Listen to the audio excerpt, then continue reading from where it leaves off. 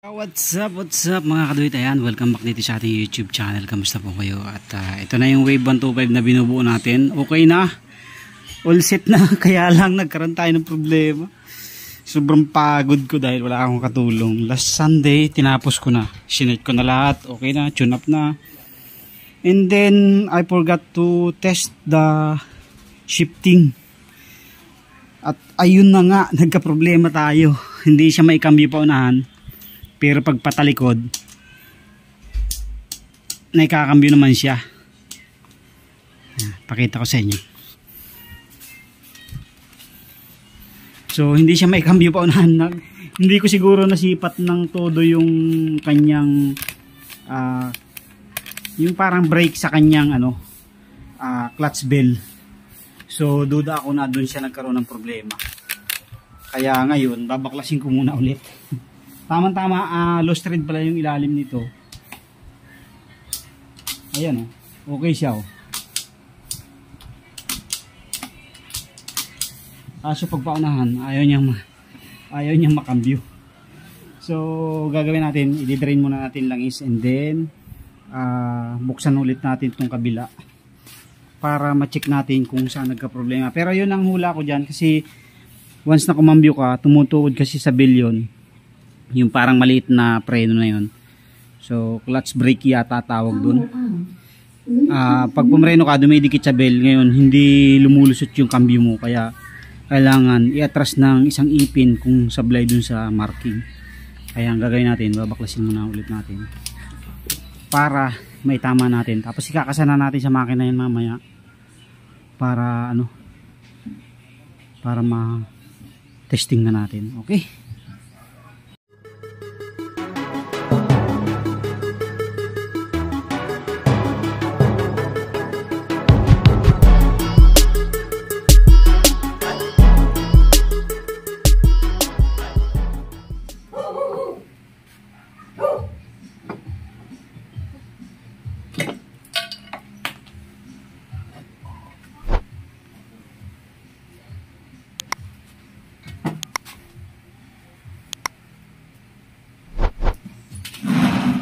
Ito mga kaduit ito.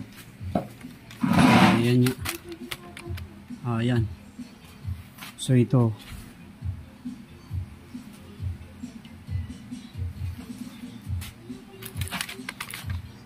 Liwas ng isang ipin pala. So naduling ako doon kasi medyo gabi na nung ninano ko yan nung inasimbol ko. So kung mapapansin nyo, liwas yan ng isang ipin. Dito siya nakatapat. So dapat dito. Itatama lang natin yan dito. Ayan layo. Ayan. Yan. Wag naman dito, sobra na. So dito lang siya. Yan.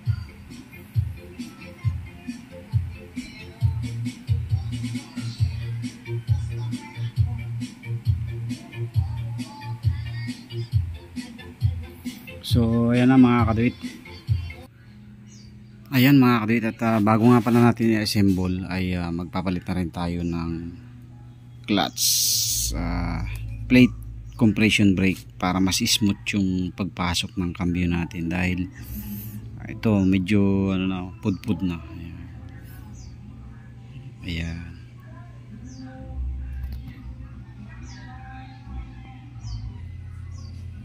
So kaya papalitan natin. May binili tayong bago para mapalitan natin. Ayan. So ito kasi yung nagpapa-smooth sa pagpasok ng ating cambio, kaya papalitan natin. So yan yung nagbe-brake para pumasok ng mabilis yung cambio natin. So ito yung ating binili, yan 220 pesos to mga katuwid.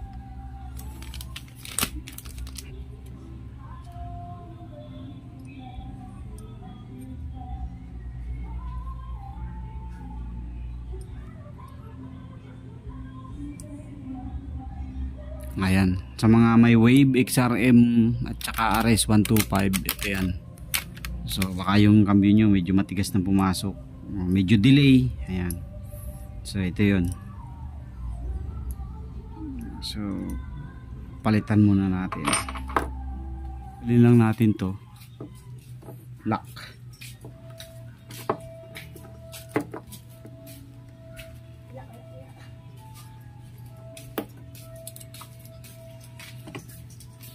Tapos washer.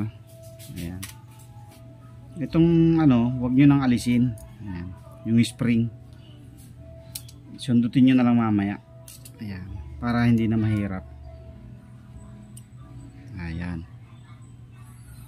So, huwag nyo nang alisin yung spring na yan. Para mabilis. Ayan. Tapos, pasok nyo lang siya doon.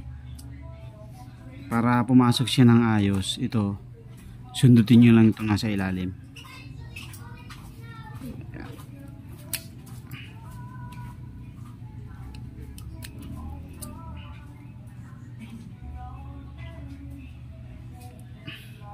Ito. Yan. Oh, see?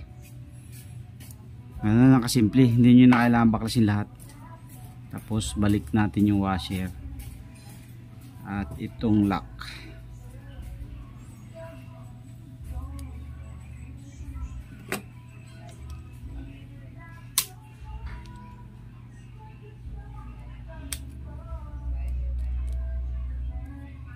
Kailangan umiikot siya mga kadit para makita natin na okay yung kanyang lock position. Okay. So yun lang mga kadit, ito na yun. At least makapal na siya kumpara dito sa dati. Ayan.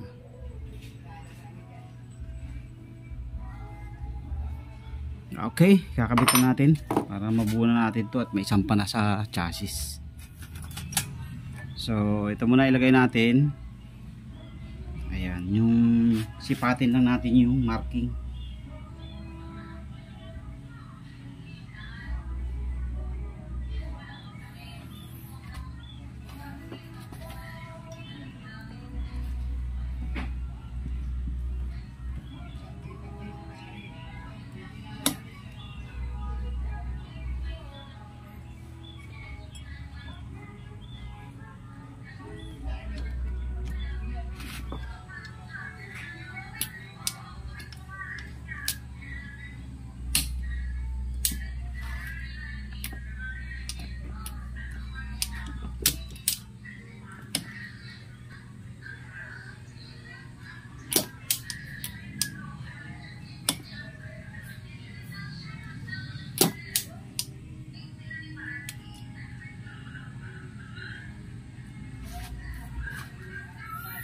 So yan ang mga kadit na ikakambyo naman, medyo matigas pa kasi makapal pa yung brake ano natin eh, compression brake arm.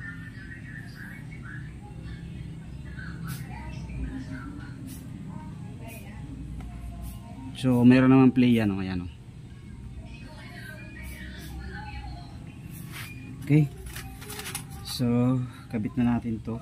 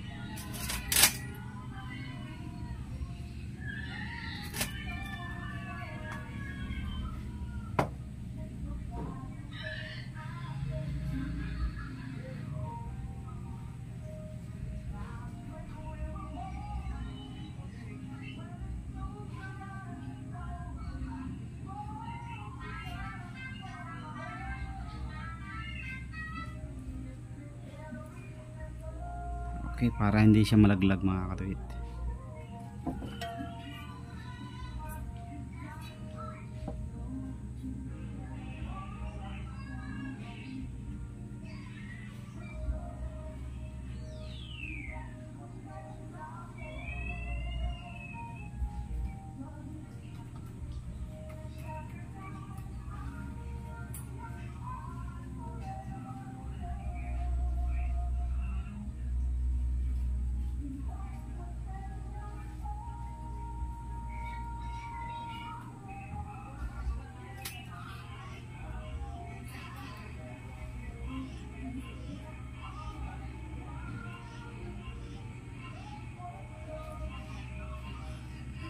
Yan, lagyan yung grasa para hindi gumalaw-galaw.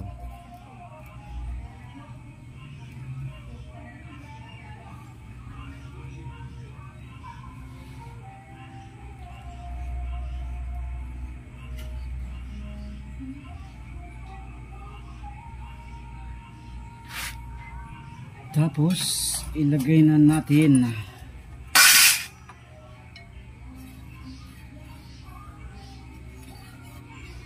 So ito medyo gagalaw-galawin para pumasok.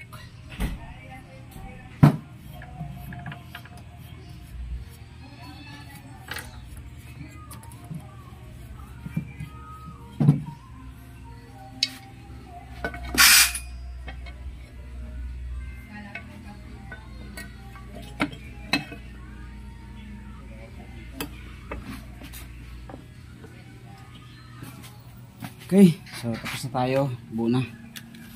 Lalagyan na natin langis at isasampa na natin. Binubuo. Nag-cleaning tayo, ayan o. Pansin nyo, makintab na. Tapos yung ilalim nilinisan din natin. Ayan. So malinis na. Yung nga lang nabulok na yung tornilyuhan doon. So gagawa na lang natin ng paraan. So magsasampa muna tayo ng makina ngayon para matesting natin. Sampa na natin. Tapos na kasi yung makina, ayun na. So isasampa na natin para matesting na natin. Okay? Hindi! Suot mo ka ako, saglit! Ito, tornilyo. Oh, go!